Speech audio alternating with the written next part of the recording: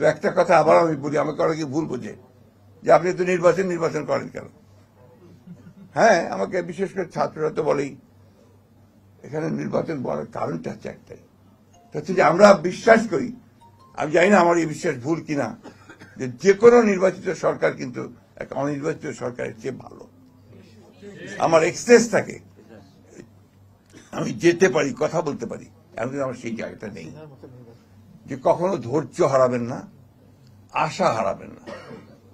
আমরা কেন জানি না, আমাদের প্রত্যাশা অনেক, কিন্তু ধৈর্য একেবারেই কম। এই তো মাত্র কয়েকটা মাস হয়েছে, এর মধ্যে সব পাগল হয়ে গেছি আমরা।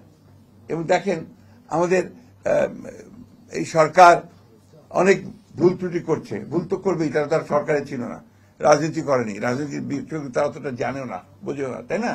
তো তাদেরকে তো সেই সময়টুকু সুযোগ দিতে হবে। প্রতিদিন আপনার এখন বার হচ্ছে, আপনার মিছিল, দাবি দাওয়া সব বেড়ে গেছে। একদিন কোথায় ছিলে বাবা? তখন তো একটা কথা বলার সুযোগ, সাহসও কেউ পাও নাই, একটা কথা বলার সুযোগ কেউ পাও নাই, সাহসও পাও নাই। আর এখন যেহেতু একটা অবস্থা তৈরি হয়েছে, সবাই ঝাঁপিয়ে পড়ছে। এখন ওয়াজির সাহেব বলছিলেন যে ওনার পাশেই জাতীয় বিশ্ববিদ্যালয়, না আজকে ওখানে স্ট্রাইক চলছে, রাস্তাঘাট বন্ধ। এটাতে লাভটা কার?